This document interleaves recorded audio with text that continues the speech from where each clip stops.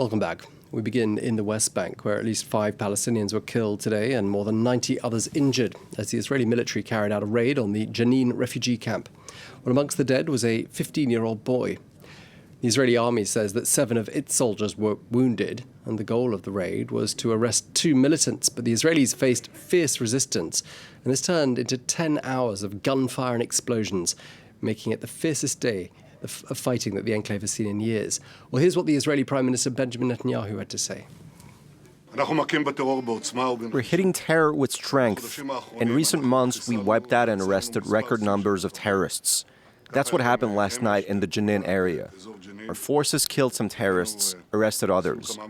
They were facing ambush and acted extraordinarily well. The Israeli Prime Minister speaking there. Well, let's get some more analysis. We can cross to London now and speak to Yossi Mekelberg, who's an Associate Fellow with the Middle East North African Program at Chatham House. Thank you so much for joining us. This has been described as a major escalation. Can you put that into perspective for us? Good evening. Yeah, it is a major escalation, mainly because it's an operation that got complicated. The Israeli security forces, when they are on such operation of arresting suspected militants, they usually get what they see as the job done and leave the area. In this case, they faced resistance, and an IED was used against them, and this complicated what in Israelis term the biggest fear is in the case of hostage taking one of the soldiers. You see what happened in the past.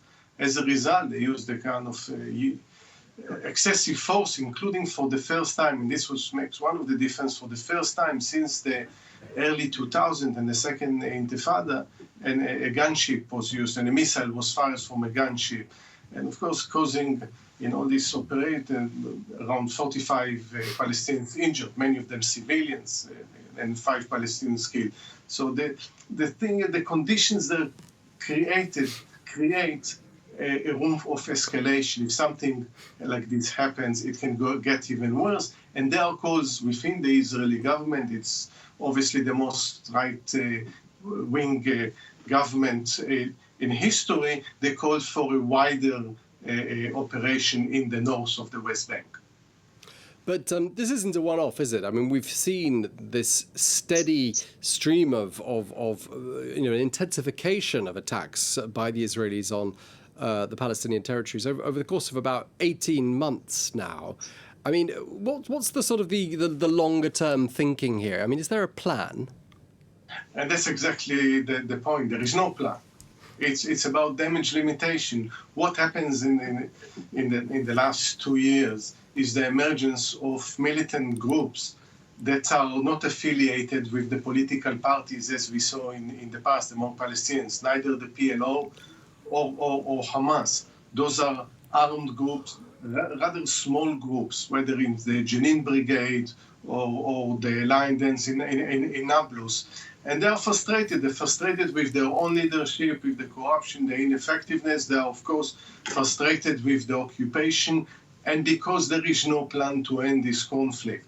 So whatever we see, the Israeli Prime Minister talks about, a successful operation, and on the other hand, the retaliation from the PA. The problem is, if you take one step back, there is no horizon of any, not only peace agreement, a full peace agreement, but de-escalation that gives these people in the West Bank that live under occupation 56 years any hope.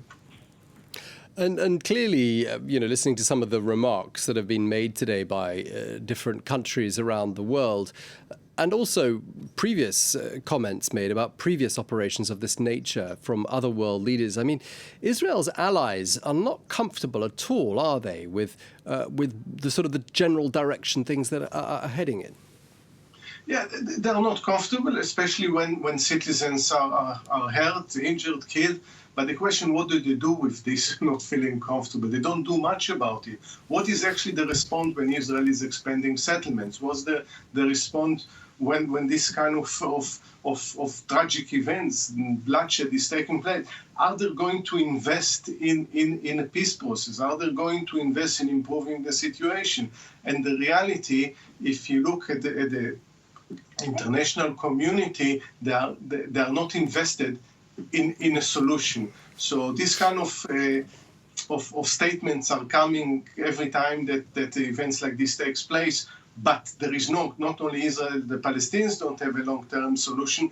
The international community doesn't have any plan, any strategy how to bring it to an end, being closely involved in this. I'll give you just one example, is even, when the situation among the Palestinian refugees deteriorating, the UN agency that deals with 5.7 million refugees, not only in the West Bank and Gaza, but elsewhere, has basically to beg for its budget to be approved. A sign of the times. Okay, well, thank you so much for that analysis. Yossi Mekelberg, Associate Fellow at Chatham House in London. Thank you very much indeed.